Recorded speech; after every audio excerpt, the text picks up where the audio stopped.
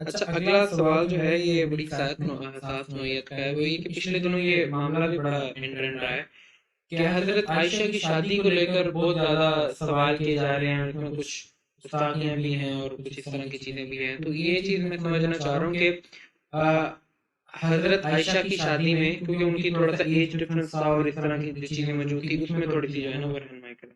لیکن پہلی بات تو اس میں ہے کہ ایج ڈفرینس کیوں بری چیز ہے؟ Simple as that. وہ آج بھی امپلیمنٹ ہو رہا ہے اسی طرح. نہیں صرف ایج ڈفرینس کو جو ٹیبو یا پھر برا سمجھا جا رہا ہے یہ صرف آج کی نوعیت میں ہے. اگر آپ یہاں تو دیکھیں کہ انٹرنیٹ پہ آپ کے پاس 25 سے 18 سال اتنے ایج ڈفرینس پہ برا سمجھا جا رہا ہے. یہ کب سے شروع ہوا؟ یہ شروع ہوا جب آپ پاس ٹین ایجز انٹروڈیوس کروائی گئی. ٹین ایجز انٹروڈیوس کروائیں آپ کے پاس 19 سینچری میں. اس سے پہلے ٹین ایجز کا کنسیپٹ نہیں تھا. آپ بچے ہوتے تھے، آپ بڑے ہوتے تھے، درمیان کوئی آپ کا لڑکپن کا کوئی کھیل نہیں تھا. اور اب آپ اس کو اب دوسرے اس کا معاملہ آتا ہے. اب دوسرا جو مین ایشو آتا ہے ان کو وہ یہ آتا ہے کہ حضرت عائشہ رضی اللہ عنہا کی عمر بہت کم تھی. حضرت عائشہ رضی اللہ عنہا کی عمر اگر آپ دیکھنا چاہیں تو بخاری اور مسلم کے حساب سے حضرت عائشہ کے اپنے الفاظ سے 6 یا 7 سال جب ان کا نکاح ہوا اور 9 سال پہ دونوں روایت کے مطابق ان کی رخصتی ہوئی. پہلی بات تو یہ کہ اسلام کے اندر اصول ہے کہ آپ نکاح کسی بھی ایج پہ کر سکتے ہیں. اصولاً جو اس نکاح کے بعد رضامندی ہے یا رخصتی ہے وہ ہوتی ہے لڑکی کی رضامندی سے. مثال کے طور پہ آپ نکاح کر سکتے ہیں ایک لڑکی سے جو نابالغ ہے ابھی، پر اس لڑکی کے ساتھ فزیکل انٹریکشن کوئی نہیں ہوگا. اس وقت نکاح کا صرف یہ ہوگا کہ جس شخص نے نکاح کیا ہے اس کے اوپر ساری ذمہ داری ہے اس لڑکی کی، جیسے ایک اس کے اوپر ہوتی ہے، شوہر کے اوپر ہوتی ہے کہ وہ سارا اس کا مال خرچہ وغیرہ سب کچھ سنبھالے. اس کے بعد اس لڑکی کی اجازت، بلوغت کے بعد اس لڑکی کی اجازت سے نکاح ہوتا ہے. اور اس میں تیسری ہوتی ہے کہ باپ کی اجازت بھی چاہیے ہوتی ہے، ولی کی اجازت چاہیے ہوتی ہے اسلام میں. اب ایک لڑکی اگر اپنی مرضی سے اپنے باپ کی مرضی سے شادی کرے اور اس شادی میں اس کو کوئی ایشو بھی نہ ہو، اور حضرت عائشہ رضی اللہ عنہا کے مطابق تو آتا ہے حضرت صلی اللہ علیہ وسلم کی سب سے زیادہ پسندیدہ بیوی تھی حضرت خدیجہ کے بعد، اس میں ایشو بھی نہ ہو، اور حضرت محمد صلی اللہ علیہ وسلم پاک کے بعد حضرت عائشہ رضی اللہ عنہا نے کوئی نہیں کیا کہ آپ یہ کہہ سکتے ہیں وہ وکٹم تھی اس ٹائم تو پاک کے بعد ان کو بولنا چاہیے. جب ان کے پاس ایک فالوئنگ بھی تھی، ان کے پاس باقاعدہ کافی تعداد لشکر بھی تھا، کافی پاور اسٹرانگ وومن تھی ایک مسلم ہسٹری میں. اور نبی کریم کی اور حضرت عائشہ کی شادی کی تو مثالیں، مطلب ایک میرڈ لائف جو تھی ان کی تو مثالیں بھی ہمیں ملتی ہیں. جیسے وہ جو نیزہ بازی کی مشقیں نبی کریم صلی اللہ علیہ وسلم کو دکھایا کرتے تھے اپنی موڑ میں. اب اس میں جو مین ایشو آیا تھا ان کا آخری کا مین ایشو آیا تھا، وہ چاہتے ہیں کہ ایک لڑکی آج کی جو 6 سال کی لڑکی ہے، آج کے لڑکی کو کمپیئر کریں 1400 سال پہلے لڑکی سے. آج کی ہمارے پاس ڈیتھ ایج کیا ہے، ایوریج ایج کیا ہے مرنے کی؟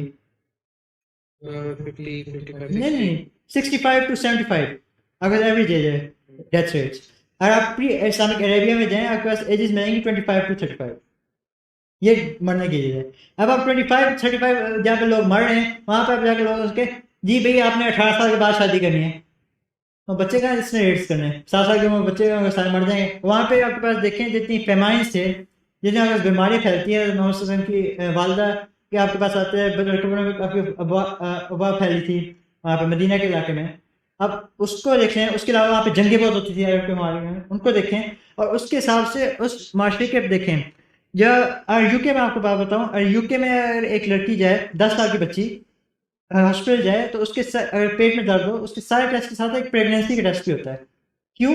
کیونکہ بایولوجیکلی لڑکیاں 8 سے 12 سال کی پیریڈ میں میچور ہو جاتی ہیں، بایولوجیکل پیریڈس آ جاتے ہیں. اگر آپ اس کو گرم علاقوں کی طرف لے کے جائیں، گرم علاقوں میں اس سے بھی جلدی ہوتی ہے میچور. اور یہ بھی ایک ریزن دی جاتی ہے کہ کیونکہ سعودی عرب کا جو کافی گرم ہے، سیرا علاقہ ہے، سب سے کافی مرطوب علاقہ ہے کہہ رہے ہیں آپ. اب آپ کے پاس آتا ہے ایک لڑکی 6 سے 9 6. اب اس میں مین ایشو آ جاتا ہے، وہ کہتے ہیں کہ حضرت محمد صلی اللہ علیہ وسلم ہمارے لیے اسوہ حسنہ ہے، مثال ہے مسلمانوں کے لیے. تو اگر محمد صلی اللہ علیہ وسلم 6 سال کی عمر سے لڑکی ہنس شادی کی تو آپ لوگ بھی کریں 6 سال کی عمر سے. اس میں جو مثال ہے نا وہ غلط لی ہے. جو اس میں مثال ہے ہمارے لیے وہ یہ ہے کہ اگر آپ نے ایک نابالغ لڑکی سے شادی کی، پہلی بات یہ کہ حضرت صلی اللہ علیہ وسلم رکے کیوں 3 سال؟ اگر آپ حضرت صلی اللہ علیہ وسلم کو شاید کوئی اور موٹو ہوتا ہے تو آپ فوراً نکاح اس میں کنسومیٹ کرتے، رخصتی ہو جاتی ہے اور آپ گھر چل جاتی ہے. ایسا وہاں 3 سال کا جو ویٹنگ پیریڈ ہے وہ بیسکلی یہ ڈیفائن کرتا ہے کہ ایک نابالغ سے شادی نہیں ہو سکتی. آپ ہمیشہ صرف بالغ سے ہی رخصتی کرتے ہیں، فزیکل انٹریکشن کر سکتے ہیں. تو اس میں جو جواب آتا ہے تو یہ اگر آپ ہسٹری میں بھی دیکھیں 18ویں صدی تک، 18ویں صدی سے آپ پیچھے دیکھیں پوری ہسٹری میں ایک دفعہ بھی اس کے اوپر ریز نہیں ہوئی کنسرن. کیوں نہیں ریز ہوتی؟ اس وجہ سے کہ 18ویں صدی تک پوری دنیا یہ کام کرتی ہے. یو کے ملک، کیونکہ 1960 تک امریکہ میں لیگل ایج تھی میرج کی 10 سال. डेलावेयर की स्टेट में अमेरिका में 7 साल थी 1962 तक। ये अभी की बात है, 20वीं सदी की बात है। और आप फिर क्रिटिसाइज कैसे कर सकते हैं कि एक माशरा जो आपसे 1400 साल पहले रहता था, जिसके अलग तवार थे, जिसके अलग डेथ रेट थे, जिसके अलग वहाँ पे आपके मेचोरेशन रेट थे, अब अगर 16 साल के वहाँ पे और नहीं लड़के 12 साल के 13 साल के वो जनरल्स बन रहे थे, उसको आप कंपेयर करें आज के माशरे से जहाँ पे 18 साल के लोग पीएस स्टेशन पे बैठे होते हैं। एग्जैक्टली, बिल्कुल एक लेजिट पॉइंट बनता है हमारे पास। तो आपके पास कैसे ज्यादा से ज्यादा तो जो इसमें क्रिटिसिज्म है वो ज्यादा हिपोक्रेसी की बेस पर है ना, उनके अपने रूल्स वहां पर कुछ और कह रहे होते हैं और यहाँ पर हम पर वो कुछ और चीजें लागू करने की कोशिश कर रहे होते हैं। इसको कहते हैं फैलेसी ऑफ प्रेजेंटिज्म। आप आज के माशरे के जो रिवायात हैं, जो रिवायात, उनको आप किसी भी सेंचुरी में पीछे जाके इम्पोज नहीं कर सकते। एग्जैक्टली ऐसे ही है। आज के माशरे में आपके पास जो अमेरिका वगैरह है, वहाँ पे कजन मैरिज को टैबू समझा जाता है। क्यों समझा जाता है? उसकी अगर हिस्ट्री देखें तो यूरोपियंस कजन मैरिज तो क्या क्या सिबलिंग मैरिज करते थे, उसकी वजह से टैबू समझा जाता है वहाँ की हिस्ट्री के हिसाब से।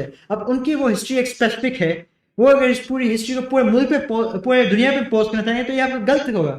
सिमिलरली अगर आप आज के जो रूल्स रेगुलेशन हैं, आज की जो उम्रें हैं आपकी मेचुरेशन, उनको कंपेयर करना चाहें पीछे से, तो आपको इस गलत करना चाहिए। आप किसी कंपेयर नहीं कर सकते। और ये भी बहुत अच्छा पॉइंट आपने डिस्कस किया कि मतलब दोनों टाइमलाइंस को हमें इस तरह कंपेयर करना ही नहीं चाहिए डायरेक्टली, जहां पर एक 17 साल की उम्र में जनरल बन रहा है जो आगे बड़े खित्ते पर जो है ना उसने फतुहात की, और दूसरी तरफ आज का जमाना जहाँ पे वाकई 18 से 19 बल्कि 25-25 साल तक लोग जो है ना वो प्ले स्टेशन पे बैठे होते हैं। अच्छा, इसमें ना एक गुस्ताखी की जाती है, वो भी मेंशन करना चाहिए यहाँ पे, कि इनका साथ एतराज़, ये जब सारी बात होती है तो उसमें ये कहते हैं कि नाउज़ कि ये नबी अकरम सल्लल्लाहु अलैहि वसल्लम की कोई शहवत का मामला था, कि वो आम लोगों से ज़्यादा शहवानी ख्वाहिश रखते थे नाउज़ बिल्ला, तो इस वजह से उन्होंने इतनी कम उम्र की लड़की से शादी की और इतनी ज़्यादा शादियाँ की।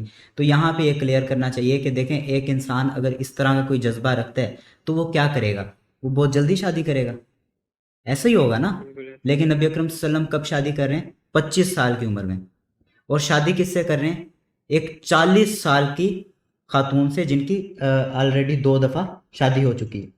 ये नहीं पता मैं, ठीक है, चलें एक या दो, एक दफ़ा तो लाजमन है ना, उनकी शादी हो चुकी। अच्छा, दूसरा मामला ये कि फिर नबी अकरम सल्लल्लाहु अलैहि वसल्लम ने बाकी की ये शादियाँ की, ये सारी 50 साल की उम्र के बाद हैं, जिसमें ख़ास तौर पे मेंशन किया जाता रहा बार बार कि आपने देखा होगा कि एक सहाबी गए हैं जी हबशा में, तो वो वहाँ पर उनकी वफ़ात हुई, उनकी बीवी वापस आई और उनसे चले नबी अकरम से, यानी कफ़ालत का मामला। हज़रत ज़ैद रज़ी अल्लाह अन्हु ने अपनी बीवी हज़रत ज़ैनब रज़ी अल्लाह अन्हा को तलाक दी, तो नबी अकरम सल्लल्लाहु अलैहि वसल्लम ने उनको अपने निकाह में ले लिया, यानी वो सारा का सारा कफ़ालत का मामला था। तो ये एतराज़ भी दूर कर देना चाहिए यहाँ पे कि ऐसा कोई मामला नहीं था, अगर होता तो फिर बिल्कुल मुख्तलिफ चीज़ें चल रही होती।